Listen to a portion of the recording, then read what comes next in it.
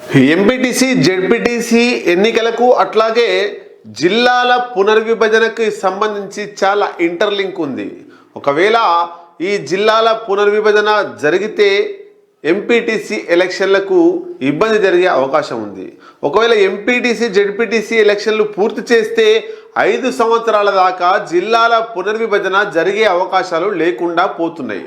ఒక్కసారి దీనికి సంబంధించినటువంటి అంశాన్ని చాలా లోతుగా మీ ముందు తీసుకొచ్చే ప్రయత్నం జనం టీవీ చేస్తుంది. హేతుబద్ధీకరణ పూర్తయ్యే వరకు ఈ ఎంపీటీసీ ఎంపీటీసీ జెడ్పీటీసీ ఎన్నికలపై సస్పెన్షన్ నెలకొన్నది. అయితే ఇక్కడ మనం చూడొచ్చు, ఎన్నికలు నిర్వహిస్తారా లేదంటే జిల్లాల పునర్విభజన చేస్తారా? కేంద్రం ఏం చెప్తుంది? రేవంత్ రెడ్డి ఏం చేయబోతున్నాడు? ఒకవేళ ఈ విభజన కావాలంటే సంవత్సరం పాటు ఈ ఎంపీటీసీ జెడ్పీటీసీ ఎన్నికలను ఆపాల్సినటువంటి పరిస్థితి ఉంది. అట్లా వాయిదా వేసి 1 ఇయర్ ఆపితే ఈ స్థానిక సంస్థల ఎన్నికలకు సంబంధించి ఇబ్బంది జరిగే అవకాశం ఉంది. పాలన అస్తవ్యస్తమయ్యే అవకాశం కూడా ఉంది. మనం ఒకసారి చూద్దాం. జిల్లాల పునర్విభజనపై సీఎం చేసిన ప్రకటన రాష్ట్రంలో చాలా హాట్ టాపిక్గా మారింది. జిల్లాల హేతుబద్ధీకరణపై జ్యుడిషియల్ కమిషన్ ఏర్పాటు చేస్తున్నట్టు సీఎం రేవంత్ రెడ్డి 2 రోజుల క్రితం ప్రకటించిండు. మరి వచ్చే అసెంబ్లీ బడ్జెట్ సమావేశాల్లో ఈ అంశానికి సంబంధించి చర్చ పెట్టి పార్టీల అభిప్రాయాలను కూడా తీసుకొని మార్గదర్శకాలను ఖరారు చేసే ఆలోచనలో రేవంత్ రెడ్డి ఉన్నాడు. మరి దీంతో ఎంపీటీసీ జెడ్పీటీసీ ఎన్నికలపై సస్పెన్షన్ నెలకొన్నది. సీఎం ప్రకటనతో రాజకీయ నాయకుల్లో ఇటు మేధావుల్లో కొంత ఇబ్బందికర పరిస్థితులు నెలకొని సందిగ్ధంలో పడ్డారు. మరి ఇలాంటి పరిస్థితుల్లో ఎన్నికలు జరుగుతాయా లేదా సంవత్సరం పాటు వాయిదా పడతాయా? ఏంటి అసలు జిల్లాల పునర్విభజనకు ఎంపీటీసీ జెడ్పీటీసీ ఎన్నికలకు సంబంధం ఏంటి, ఇంటర్లింక్ ఏంటి అనేటువంటిది ఒక్కసారి చూద్దాం మనం. మరి ఒకవేళ ఎన్నికలు నిర్వహిస్తే ఇంటర్లింక్ ఏంటంటే, ఒకవేళ తెలంగాణ రాష్ట్రంలో జెడ్పీటీసీ ఎంపీటీసీ ఎన్నికలు నిర్వహిస్తే పాత మండలాల ప్రకారం పాత జిల్లాల ప్రకారమే ఎన్నికలు నిర్వహిస్తారా లేదా కొత్త జిల్లాలు ప్రకారం ఎన్నికలు నిర్వహిస్తారా? కొత్త జిల్లాల ప్రకారం ఎన్నికలు నిర్వహించాలంటే జనాభా లెక్కలు జరుగుతున్నాయి.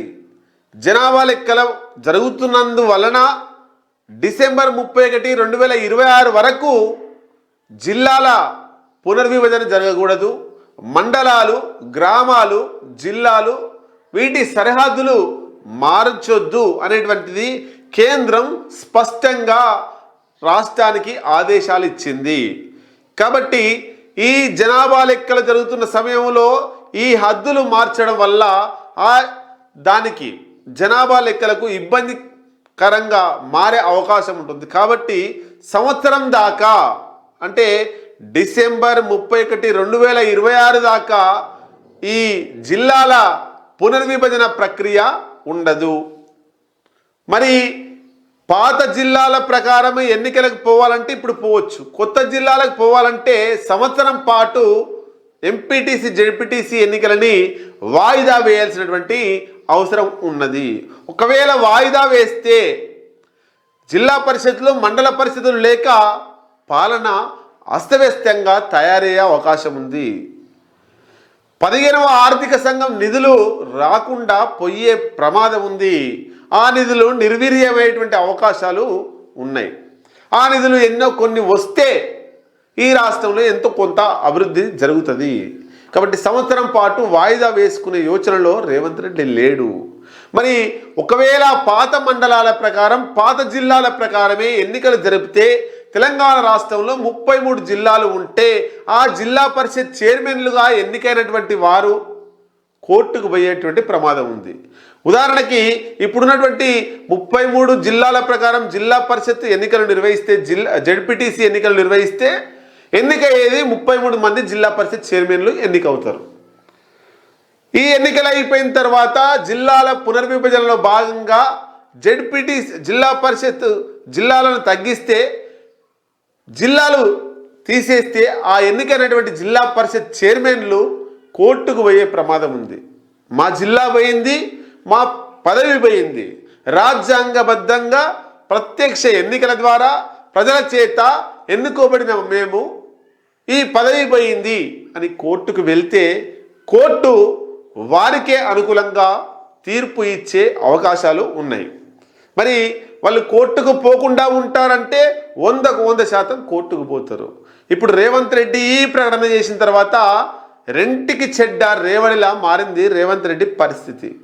ఒకవేళ పాత జిల్లాల ప్రకారమే ఎన్నికలకు పోతే 5 సంవత్సరాల దాకా ఈ జిల్లాల పునర్విభజన పెట్టుకునే అవకాశాలే లేవు.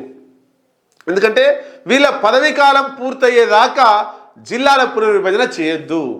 చేస్తే పెంచాలి తప్ప తగ్గించొద్దు. తగ్గిస్తే వీళ్ళ పోస్టులు పోతాయి కాబట్టి కోర్టుకు పోతారు జిల్లా పరిషత్ చైర్మన్లు. మరి పాత జిల్లాల ప్రకారమే నిర్వహిస్తే జిల్లాల పునర్విభజన ఇబ్బందికరంగా మారే అవకాశం ఉంది. ఒకవేళ కొత్త జిల్లాల ప్రకారమే ఎన్నికలకు పోవాలంటే కేంద్రం సంవత్సరం పాటు ఆగమంటుంది. మరి సంవత్సరం పాటు ఆగి జిల్లా పరిషత్ జడ్పీటీసీ ఎంపీటీసీ ఎన్నికలు నిర్వహిస్తాడా, లేదంటే ఇప్పుడే ఎంపీటీసీ జడ్పీటీసీ ఎన్నికలు నిర్వహించి రాబోయే కాలంలో ఎప్పుడైనా జిల్లాల పునర్విభజన చేపిస్తాడా అనేటువంటిది రాజకీయ వర్గాల్లో చాలా జోరుగా చర్చ నడుస్తుంది. ఇది ఏ ఛానల్లో ఏ పేపర్లో రాలేదు. దీంత లోతైనటువంటి విశ్లేషణ మన జనం టీవీలోనే ఇస్తున్నాం. మరి ఇప్పుడు ఎన్నికలకు పోయే అవకాశాలు మనకు కనబడుతున్నాయి రేవంత్ రెడ్డి. ఎందుకు? సర్పంచ్ ఎన్నికల జోష్లో ఉన్నారు, అంతకుముందు జూబ్లీహిల్స్ ఎన్నిక గెలిచిన జోష్లో ఉన్నారు. సో ఎన్నికలకు పోతే ఇప్పుడు మున్సిపల్ ఎన్నికల నోటిఫికేషన్ కూడా వచ్చే అవకాశం ఉంది. ఇప్పుడు ఫైనల్ ఓటర్ లిస్ట్ కూడా ఇవాళ రేపు బయటికి రాబోతుంది. వచ్చిన తర్వాత షెడ్యూల్, ఆ తర్వాత నోటిఫికేషన్, ఆ తర్వాత ఎలక్షన్ కౌంటింగ్. ఇవి సర్పంచ్ ఎన్నికలు ఇండిపెండెంట్గా జరిగినాయి. ఇప్పుడు మున్సిపల్ ఎన్నికలన్నీ కూడా సింబల్స్, పార్టీ గుర్తుల మీద జరుగుతాయి కాబట్టి ఈ ఎన్నికల్లో ఎక్కువ స్థానాలు గెలిస్తే వెంటనే రేవంత్ రెడ్డి జడ్పీటీసీ ఎంపీటీసీ ఎన్నికలకు పోయే అవకాశాలు ఉంటాయి. ఒకవేళ ఎందుకు మరి అన్నప్పుడు స్థానిక సంస్థలు అంటే సర్పంచ్ స్థానిక సంస్థలకే వస్తుంది, జడ్పీటీసీ ఎంపీటీసీ స్థానిక సంస్థలకే వచ్చేస్తుంది, మున్సిపల్ కూడా స్థానిక సంస్థలకే వచ్చేస్తుంది. స్థానిక సంస్థలు అనేటువంటి సర్పంచ్ ఎన్నికలు అయిపోయినాయి, రిజల్ట్ వచ్చింది. మున్సిపల్ ఎన్నికలు కాబోతున్నాయి, తొందరనే రిజల్ట్ వస్తుంది. ఆ తర్వాత ఒక వెయిటింగ్ లిస్ట్లో ఉన్నది ఒక జడ్పీటీసీ ఎంపీటీసీ.